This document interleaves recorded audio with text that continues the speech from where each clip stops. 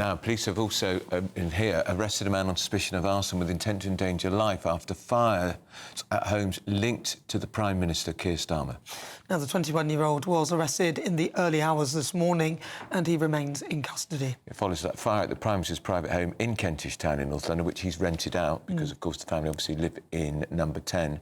But should Prime Ministers have other properties when they live in number 10? Thatcher, when she became Prime Minister in 79, sold the house in Flood Street. Tony Blair, he regretted it, sold the house in Islington. He sold it for $650,000. When he left office 10 years later, it was worth about £3 million. So he was very fed up about it. But Cameron kept his house in Notting Hill.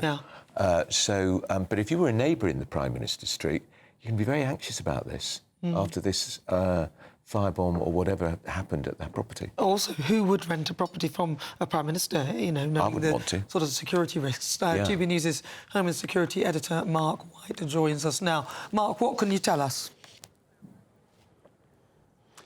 Well, dramatic and fast-moving events and worrying events, of course, with the confirmation now that the police are investigating, led by Counter-Terrorism Command, 3 separate arson attacks. 2 that took place in this street in Kentish Town, 1 at the house of the Prime Minister behind me, the entrance to that house, and I think we've got some shots we can show you of some quite bad fire damage to the front of that building as some kind of inflammatory device was thrown at that front entrance there. We understand 1 person inside the building had to be led to safety through an internal staircase. And just a bit further down the street, actually, there are scorch marks on the road from a vehicle fire that took place last Thursday in this street, and neighbours that we've been speaking to said that the vehicle that appears to have been targeted was very similar to a vehicle that the Prime Minister drove around here when he was resident in this street. And then that 3rd incident, which happened just the day before the fire here in Kentish Town, that at a property in Islington, again linked to the Prime Minister. So clearly very worrying developments. The Metropolitan Police confirming that a 21-year-old man was detained in the early hours of this morning and is being questioned by detectives. We've had reaction now from the leader of the opposition, Kemi Badenoch. She says, "This is a shocking incident. My thoughts are with the Prime Minister and his family. No one should face these sorts of threats, let alone people in public service. It's an attack on our democracy and must never be tolerated." That from the leader of the opposition, as of course politicians of all parties absorb what has gone on here, this incident or set of incidents that appeared to target properties linked to the Prime Minister. Using the internet without a VPN, a virtual private network, is a bit like taking to the road without car insurance. All it takes is one unlucky moment to cost you a lot of cash. This video's sponsor is Private Internet Access. They are the VPN to help keep you safe.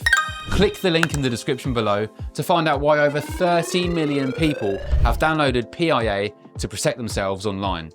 A virtual private network is an app that hides your IP address and helps keep your data private. When you're browsing the internet at home, you give up a large amount of data to businesses, to shops, and indeed to social media giants too. Hackers have the ability to steal your personal data with ease, including sensitive information such as passwords, keystrokes, and even your personal photos. Private Internet Access helps protect your personal data by encrypting your internet connection to keep your data out of the hands of cyber criminals. And it's not just hackers either to be concerned about. Information can be censored too. When Canada passed their C18 bill, social media giants decided to ban news content on their platforms. But PIA can protect your ability to consume the news and content you love. Private Internet Access is available for Windows users, Mac OS, Android, Linux, iOS, and you can use one PIA subscription to protect an unlimited amount of devices. And we've got a huge GB News discount for you too. Click the link in this video's description and you'll get a massive 83% off PIA. That's under £2 a month, the price of a coffee, and you'll get an extra 4 months completely free on top. Also, there's a 30-day money-back guarantee too. Visit piavpn.com/GB News to start protecting yourself digitally today. Thanks, Mark. That's Mark White, our Home Security. Well, let's talk to the Government Security Adviser, Chris Phillips. Chris, morning to you. This is problematic, isn't it, for anyone who lives in the same street as a Prime Minister's home, where a Prime Minister's home is. If you're a neighbour, you're going to be feeling very anxious. Should there be a police presence by that house, which presumably the taxpayer would have to pay for, or should a Prime Minister, when they move into number 10, give up the property?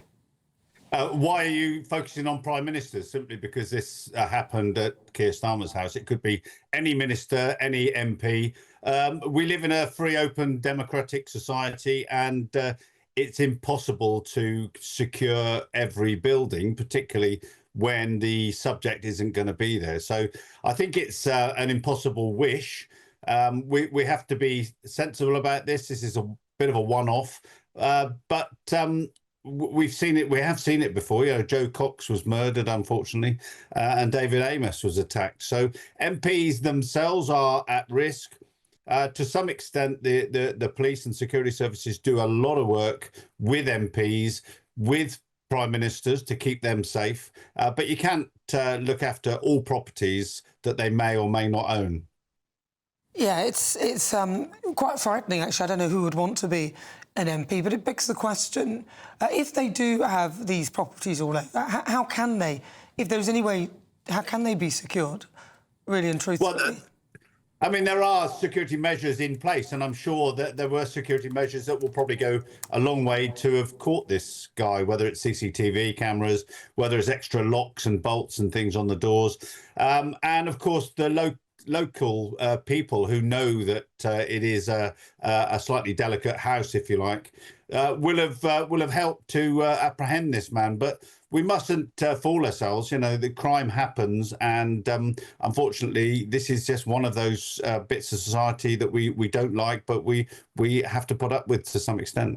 And of course, there was a big debate, Chris, after David Amos was murdered in his constituency office while he was doing a surgery, as to whether there should be police people outside, or whether they should even stop doing face-to-face meetings between MPs and constituents, whether it should all be done on Zoom. But every MP I spoke to said, no, we can't go down that route, because it's very important that we meet the public, we meet our voters, our constituents face-to-face.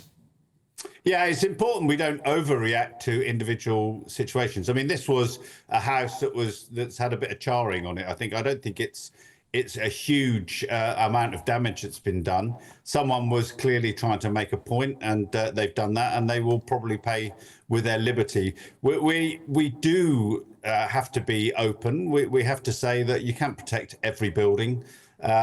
You know, we've just got to make sure that people are aware, alert, and particularly those that live near properties that are owned by members of parliament and local councillors as well, let's not forget, to make sure that they're alert, and if they see anything suspicious, they report it to police.